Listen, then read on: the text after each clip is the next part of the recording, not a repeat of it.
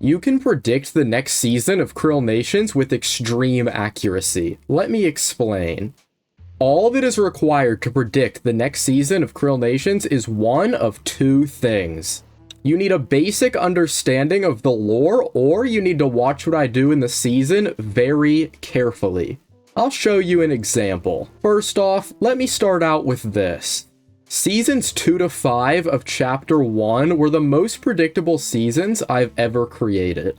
Back then, every season was a fresh start season. The theme of it was that it was on a new map and we started again. However, Season 6, Krill Nations Aftermath, is where the predictability fell off. However, even then, it was extremely predictable if you were able to follow what I did during Season 5, Krill Nations Breezy Skies.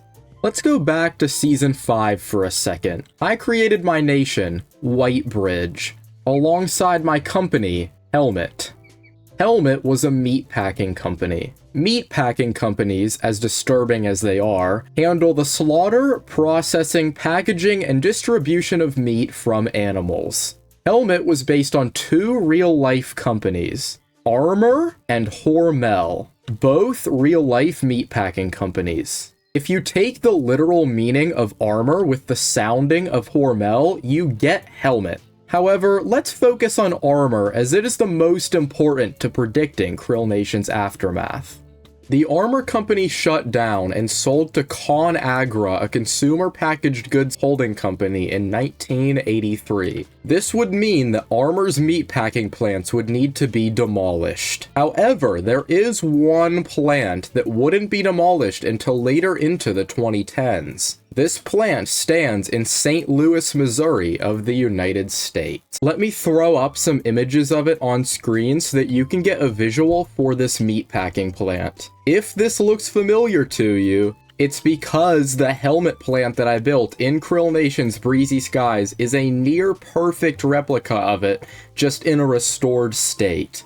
You might be wondering though, how does this predict Krill Nations Aftermath? If anything, this is just a cool fun fact. Well, here's where you have to do a little bit of thinking. Almost all, at least all that I could find, of the images of this plant online are after Armor shut down, showing the plant in a ruined state. However, the helmet plant was not ruined, at least not until Krill Nations Aftermath. I built Helmet knowing that I would be able to replicate the original images of it online in the next season where everything got destroyed. Let me show you some comparison images of Helmet in Krill Nations Aftermath compared to its real-life counterpart. I'll keep these on screen for a couple seconds so that you can see what I mean.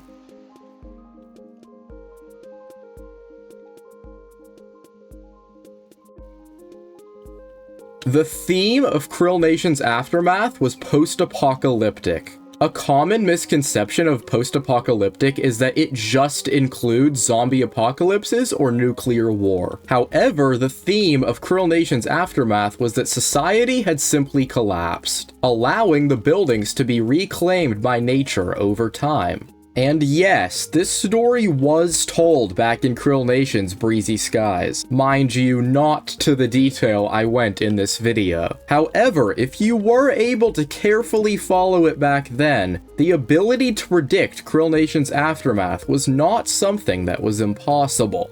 Now that I had done a unique season theme after 5 seasons of back-to-back New World seasons, the question was in the air for what was to come after Krill Nations Aftermath, and boy did I have a big plan. Allow me to show you how you were able to predict Krill Nations Chapter 2 even before the black hole, where it became extremely obvious.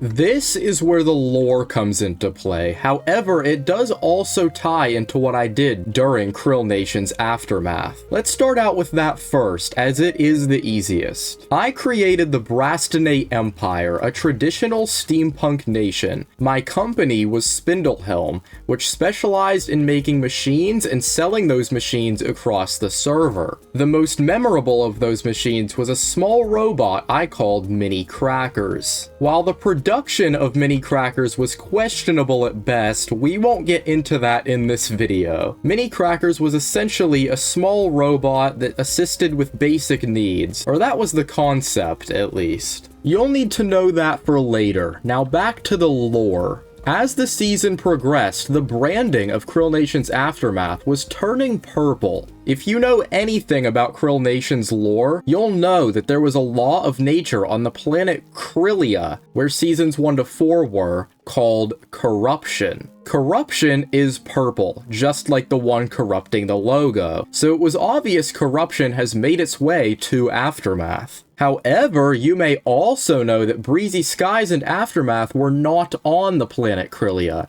They were on Krillari B, a planet completely void of corruption. This means the idea of corruption being there was confusing and didn't make much sense. However, in a teaser trailer called Krill Nations: The End Is Now, it is revealed how it was possible. Now, before I get into the teaser trailer, you need to know one more thing. Corruption causes something called a time warp. A time warp, simply put, is just a rapid change of time which transports everyone to a new land, explaining the reason for a season change. In the teaser trailer, Mini Crackers, linking back to my company, Spindlehelm, explains that the corruption has somehow reached the planet Krillari B. Here's the clip. Corruption levels on the planet Krillia have exceeded 1000%, sir. How is that even possible? Corruption has left the planet. It seems that it has reached our planet, sir. Did you hear that? No. What are you talking? By the end of that clip, we can notice something strange. In between Mini Crackers talking, there is Morse code in the same purple color as corruption. Translated, they mean, look outside. Something that I go and do in the next clip, showing that the planet Krillari B had been corrupted. Oh no.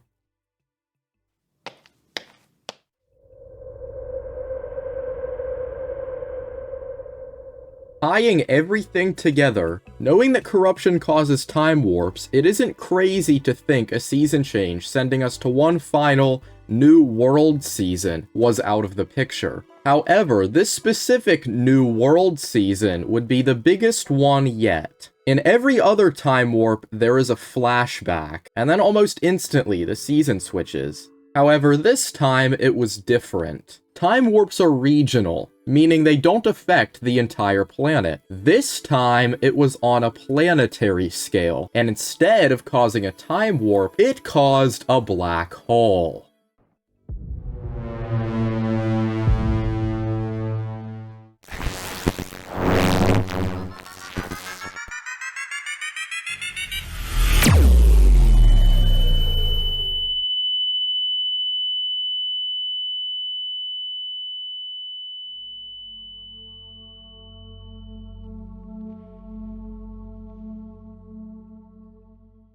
This black hole reformed the timeline, creating a new planet, the Krill Terra, otherwise known as Krill Nations Chapter 2. This timeline reformation also explains how old buildings from both Krillia and Krillari B were present on the Krill Terra in an altered state. Krill Nations Chapter 2 was supposed to last forever. However, it ended and was replaced by Genesis Empires. Genesis Empires was predictable, but not in the way Krill Nations seasons were, which is why I will not be covering it in this video. However, we are returning to Krill Nation soon, starting Chapter 3, Season 1. And who knows, maybe Chapter 3, Season 2 isn't much as a secret as it will seem to be. But hey, that's just a theory. A Krill theory. I tried something a little different. If you made it this far, let me know if you enjoyed the video, and maybe I'll reveal more of my Krill Nation secrets. If you did enjoy, please consider leaving a like and subscribing, and I will catch you in the next one. Goodbye.